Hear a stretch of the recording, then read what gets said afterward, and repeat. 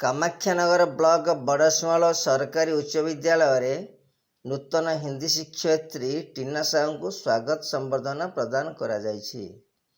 ଏହି ଉପଲକ୍ଷେ ପ୍ରଧାନ ଶିକ୍ଷକ ନୃସିଂହଚରଣ ମଲ୍ଲିକଙ୍କ ସଭାପତିତ୍ୱରେ ଏକ ସାଧାରଣ ସଭା ଆୟୋଜିତ ହୋଇଥିଲା।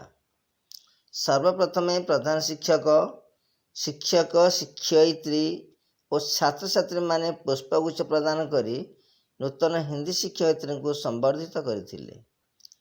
ଶିକ୍ଷୟିତ୍ରୀଙ୍କ ପରିଚୟ ପ୍ରଦାନ କରି ପ୍ରଧାନ ଶିକ୍ଷକ ଶ୍ରୀ ମଲ୍ଲିକ କହିଲେ, ଶିକ୍ଷୟିତ୍ରୀଙ୍କ ନାମ ଟିନା ସାହୁ। ସେ ବରଗଡ଼ ଜିଲ୍ଲାରୁ ଆସିଛନ୍ତି।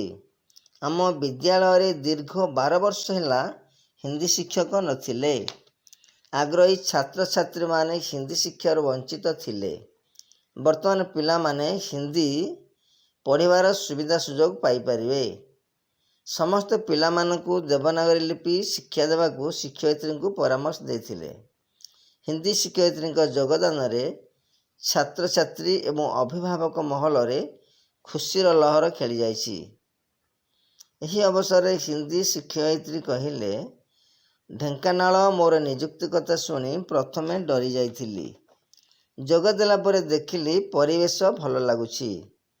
ଶିକ୍ଷୟିତ୍ରୀ ରଶ୍ମିତା ସାହୁ ପ୍ରାରମ୍ଭିକ ସୂଚନା ପ୍ରଦାନ କରିଥିଲା ବେଳେ ଶିକ୍ଷକ ଶ୍ରୀବତ୍ସ କୁମାର ବେହେରା ଧନ୍ୟବାଦ ଅର୍ପଣ କରିଥିଲେ। ନୂତନ ଶିକ୍ଷୟିତ୍ରୀଙ୍କ ତରଫରୁ ଛାତ୍ରଛାତ୍ରୀମାନଙ୍କୁ ମିଷ୍ଟାନ୍ନ ବଣ୍ଟନ କରାଯାଇଥିଲା। ଶିକ୍ଷୟିତ୍ରୀ ଭାବିନା ସାହୁ, ସୁନିତା ସାହୁ, ମିଲି ପ୍ରଧାନ, ଗୁପ୍ତେଶ୍ୱରୀ ମହାନ୍ତ ଓ କର୍ମଚାରୀ ମୋନାଲିସା ସ୍ୱାଇଁ ପ୍ରମୁଖ କାର୍ଯ୍ୟକ୍ରମ ପରିଚାଳନାରେ ସହଯୋଗ କରିଥିଲେ। କାମାକ୍ଷାନଗରରୁ ତରଳ ସେନ ବାରିକଙ୍କ ରିପୋର୍ଟ, ଅଷ୍ଟକିଲା ନ୍ୟୁଜ୍।